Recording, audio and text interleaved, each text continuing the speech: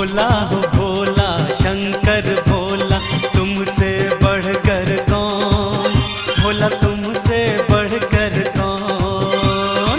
भोला हो भोला शंकर भोला, तुमसे बढ़कर कौन, बाबा तुमसे बढ़कर कौन। घुश्मेश्वर बाबा के सेवक, हमसे बढ़कर कौन, भोला हमसे बढ़कर कौन। भोला हो भोला शंकर भोला, तुमसे बढ़कर कौन, बाबा तुमसे बढ़कर कौन।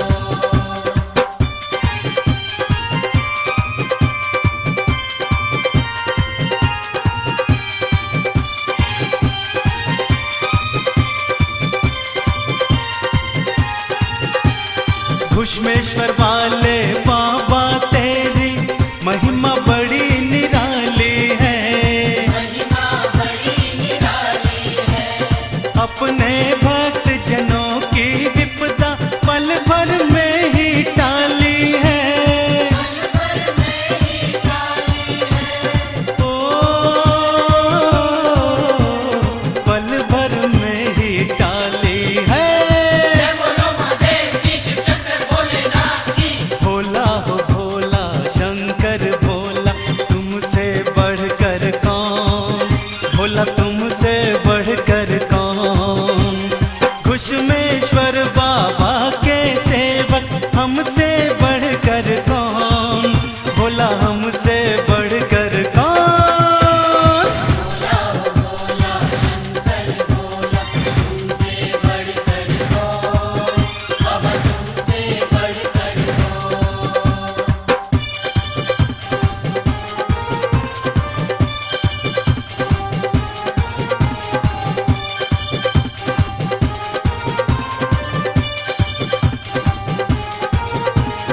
खुशमा के बालक को दाता, तुमने खूब बचाया था, तुमने खूब बचाया था। अपने सेवक के दुश्मन को चमत्कार दिखलाया था। चमत्कार दिखलाया था। ओ चमत्कार दिखलाया था। जय बोलो महादेव की, शिव शंकर भोलेनाथ की। भोला हो भोला शंकर भोला, तुमसे बढ़कर कौन, भोला तुमसे बढ़कर कौन। घुश्मेश्वर बाबा के सेवक, हमसे बढ़कर कौन, भोला हमसे बढ़कर कौन। भोला हो भोला शंकर भोला, तुमसे बढ़कर कौन, बाबा तुमसे बढ़कर कौन।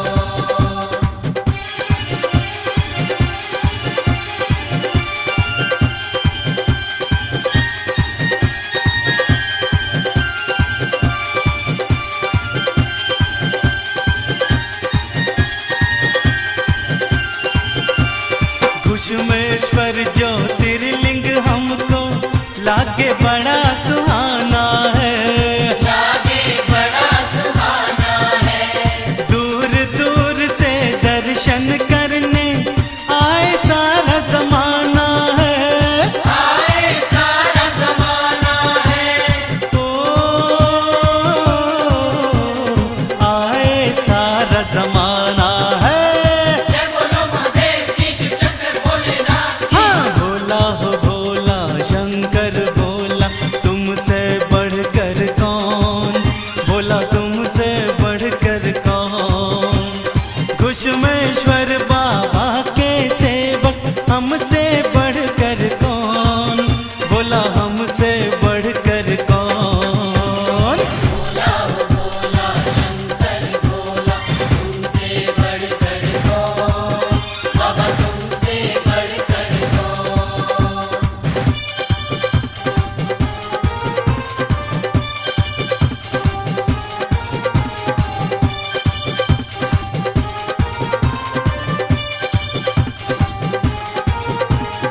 घुश्मेश्वर जी